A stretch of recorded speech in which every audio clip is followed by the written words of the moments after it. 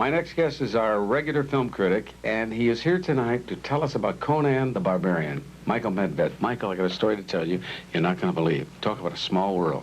A friend of mine called me today. He's a record producer by the name of Joel Diamond. Mm-hmm. He and I think it's Fred Brown. Is it Fred Brown or who wrote the song "Tie a Yellow Ribbon"? Larry Brown. Wrote a song, Tie a Yellow Ribbon, did the music for the picture Paradise. One of my favorite called me, pictures. would you believe, when you reviewed that picture, so favorably. That's the show they caught, and he said, Mike, he said, I agree with Michael Medved, the picture stinks. He said, but our song is #1 in Europe, the song from that movie. All I can say is that monster of a we need song. No other proof for the utter decadence of European civilization at this point. No, I'm glad they're doing well with their song. I really am. You know, following that last segment to your lead in Conan the Barbarian, it really got to me. But I understand you have a recipe for it. Yes, I think that we have an important recipe tonight for barbarian stew. And it's a difficult recipe somehow to reproduce because you have to begin with a quart of stock from the old 1960s Steve Reeves Hercules Muscle Man movies.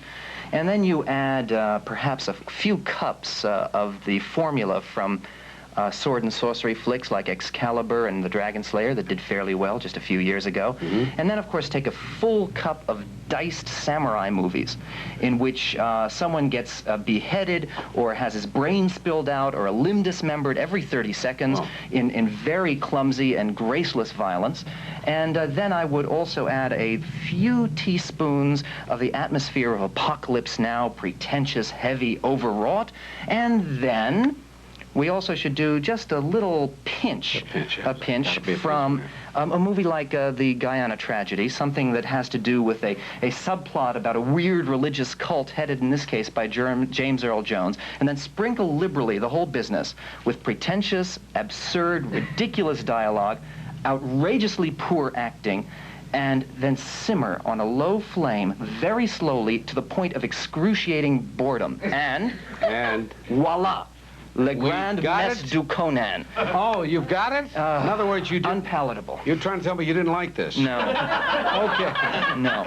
No, a disappointment. The one virtue I will say for this film is it wasn't Paradise. Now, but it's doing... Was the film cruel to animals? I want to get that point across. It was cruel to audiences. I didn't notice any. I didn't notice any cruelty to the animals. There's so much dismemberment of the actors in the film. I mean, the actors. That's even stretching the term. Remember in the good old days they used to have Marnie Nixon who would dub in the voices for My Fair Lady, not Julianne, Audrey Hepburn. Whenever an actress couldn't sing, why didn't they have Marnie Nixon or someone else dub in Arnold Schwarzennegger's voice? I mean, absolutely. Schwarzennegger? Close. Well, listen, I'm trying to give him the benefit of the doubt. In any event, laughing in New York. Right.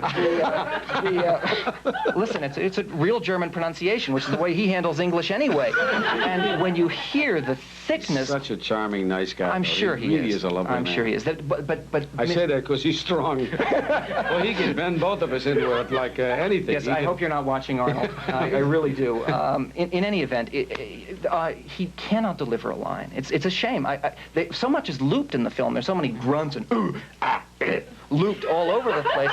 That why couldn't they loop his dialogue? Because he can't say it. Sandal Bergman, who's a dancer who was in All That Jazz, who plays his love interest Valeria, moves beautifully and she looks beautiful. She also can't deliver a line. And it's the only redeeming feature in the film is James Earl Jones, who is very good, has a great moment where he turns into a snake. And that's lovely. Okay. Now, we have a clip. Does this have to be set up? Well, it begins with James Earl Jones turning into a snake. Clip? I think the film is finished now. No. Is it still doing business? No, by word of mouth, I'm gratified to report the film has gone 35% off in its second week. Oh, I see. That's a lot. Yes. Well, wait till after this review. In any event, here's James Earl Jones turning into a snake for you. Okay. Before your eyes.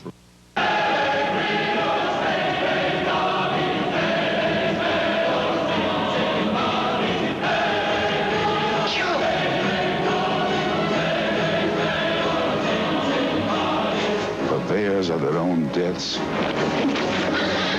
He's evil, a sorcerer who can summon demons. Day of doom is here!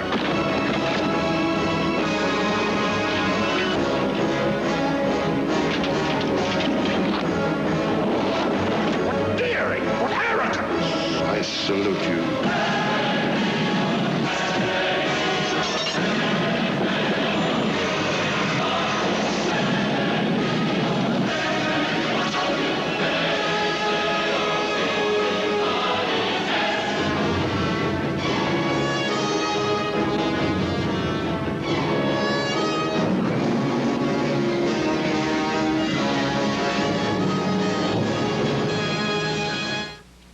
Oh, that was... Michael, how about a rating for this one? 3.1. Keep in mind that that clip is much better than the film. I want to tell you something about the clip. That's not the real music from the film. That music is Prokofiev. It's Alexander Nevsky. It's never used in the film. The music in the film is, and I hope the composer isn't listening, is very mediocre. It's by a guy named Polydorus, and it doesn't sound nearly as good and doesn't look nearly as good because it doesn't move quickly. You really do your homework. I give you a 4.0 for your homework. Michael Medved. That's on a scale What will of you 4. review next week? Annie.